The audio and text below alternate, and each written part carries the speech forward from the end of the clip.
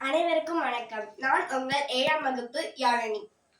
இப்ப நம்ம என்ன பார்க்க போறோம்னா 7ஆம் வகுப்பு கதை தான் பார்க்க போறோம். இயல் 2 என்னன்னு பார்க்க போறோம் அப்படின்னு பாத்தீங்கன்னா உண்மை ஒளி அப்படின்ற ஒரு லெசன் பார்க்க போறோம்.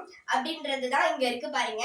இது என்னன்னா ஒரு புக்தரும் ஒரு ஆசிரியரும், ஆசிரியர்னா புக்தர், புக்தர்னாலும் ஆசிரியர் தான், குழந்தைகளும் இருக்காங்க. இப்ப என்ன சொல்றாங்கன்னு பார்க்கலாம்.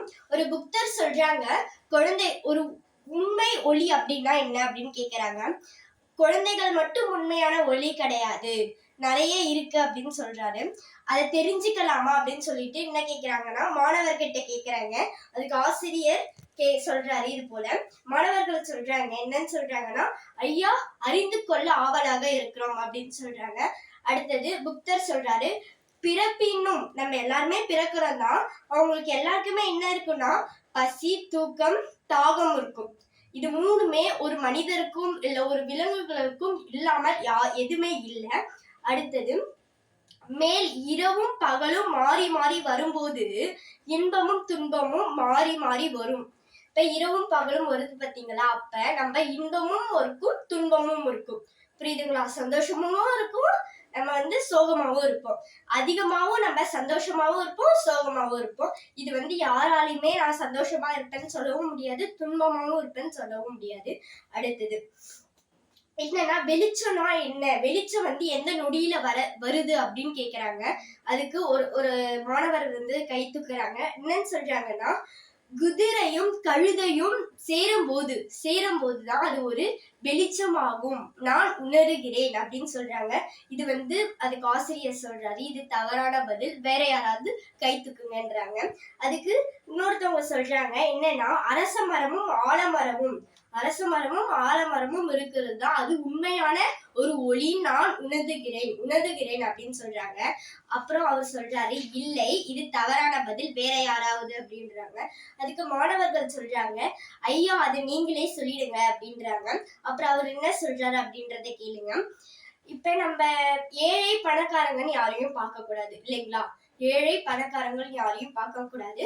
அவங்க எல்லாரையுமே நம்ம என்னன்னு பண்றோம்னா நினைக்கணும்னா உடன் பிறப்பா நினைக்கணும். எல்லாரையுமே என்னன்னு பண்ணணும்னா, எல்லாரையும் என்ன நடத்தணும், என்ன பண்ணணும் அப்படின்னா எல்லாரையுமே உடன் பிறப்பாதான் எல்லாருமே பார்க்கணும் அப்படின்றாரு. எல்லாரையுமே உடன் பிறப்பா பாருங்க அப்படின்னு சொல்றாங்க. அதுக்கு என்ன சொல்றாங்கன்னா அப்படின்னு சொல்றாரு. இவர் என்ன சொல்றாருன்னா, சரி நேரம் ஆயிடுச்சு, எல்லாரும் என்ன பண்ணுங்க வீட்டுக்கு கிளம்புங்கள் அப்படின்றாங்க. இதெல்லாம் முடிச்சிட்டும் போது இவர் குதிரை வச்சிட்டு இருப்பாரு. இவர் குதிரையில வச்சிட்டு இருக்கும் போது குதிரை போயிட்டே இருக்கும் போது இவர் நினைக்கிற பக்கத்து ஊருக்கு போகணும், வீட்டுக்கு போகணும், நான் கொஞ்சம் சீக்கிரமா இருட்டுறதுக்கு முன்னாடி நான் போயிடணும் அப்படின்னு நினைக்கிறாரு. நினைச்சிட்டே போறாரு. போகும்போது சாலை ஓரம் ஒருத்தவர் என்னன்னா படுத்து கிடக்குறாரு, விழுந்து கிடக்குறாரு. அவர்கிட்ட கேக்குறாரு இவரு, குழந்தாயே என்ன பண்ணுகிறாய் அப்படின்னு கேக்குறாரு. அதுக்கு அவர் சொல்றாரு, நான் சாப்பிடவில்லை, நான் மயங்கி விழுந்துட்டேன் அப்படின்றாரு. அப்புறம் அவருக்கு தண்ணி எல்லாம் கொடுக்கறாரு. தண்ணி கொடுத்துட்டு நீ எங்கே செல்ல வேண்டும் அப்படின்னு கேக்குறாரு. நான் பக்கத்து ஊருக்கு செல்ல போகிறேன் ஐயா அப்படின்றாங்க. அதுக்கு இவர் என்ன பண்றாருன்னா, குதிரை இருக்கு பாத்தீங்களா, அத புடிச்சு உட்கார வைக்கிறாரு. அந்த குதிரையை உட்கார வைக்கிறதுக்கு முன்னாடியே இவர் உட்காந்துட்டாரு. சரியா நல்லா உட்காந்துட்டு குதிரையை எடுத்துட்டு போயிட்டாரு. யாரு அப்படின்னு கேட்டீங்கன்னா, சாலையோரம் படுத்து கிடந்தாரு பாத்தீங்களா அவங்க. அப்புறம் தான் புக்தருக்கு தெரியுது, ஆசிரியருக்கு தெரியுது என்னன்னு சொல்லிட்டு, இவரு ஒரு திருடன் அப்படின்ட்டு இவருக்கு தெரியுது. அதுக்கப்புறம் அவர் யோசிக்காம என்ன நினைக்கிறாருன்னா, நம்ம பக்கத்து ஒரு சந்தைக்கு போயிட்டு நம்ம என்ன பண்ணணும், குதிரை சந்தைக்கு போயிட்டு குதிரையை வாங்கிட்டு வரலாம் அப்படின்னு நினைக்கிறாரு. அப்புறம் பக்கத்து ஒரு சந்தைக்கு நடந்தே போறாரு. போகும்போது அந்த திருடனை பார்த்துட்டு இப்ப நம்ம யாரையாச்சும் ஒருத்தவங்களை திருடிட்டா நம்ம என்ன, ஐயோ இவர் வந்துட்டாரோ அப்படின்னு நினைப்போம் இல்லைங்களா? அதே போல அந்த திருடன் நினைக்கிறாரு.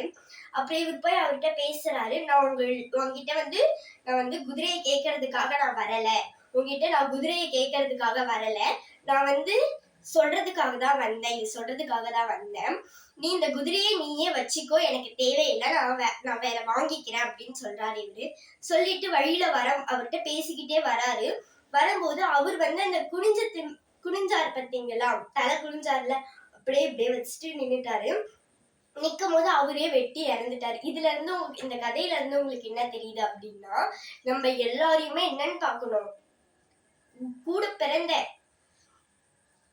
கூட பிறந்த உடன்பிறப்பாவா பாக்குறோம் இல்லைங்களா? கூட பிறந்த பிறப்பாவா இவர் பார்த்ததுனாலதான் இவருடைய குதிரையும் இவருக்கு கிடைத்து விட்டது. இது அவர் நினைச்சாரா அவர் இழந்துருவாருன்னு சொல்லிட்டு யாரும் நினைக்கல. கூட பிறந்த உடன்பிறப்பாதான் எல்லாரையும் நினைக்கணும். இதுல இருந்து இந்த கதையில இருந்து நிறைய தெரிஞ்சுக்க வேண்டியது நிறையவே இருக்கு. நன்றி, வணக்கம்.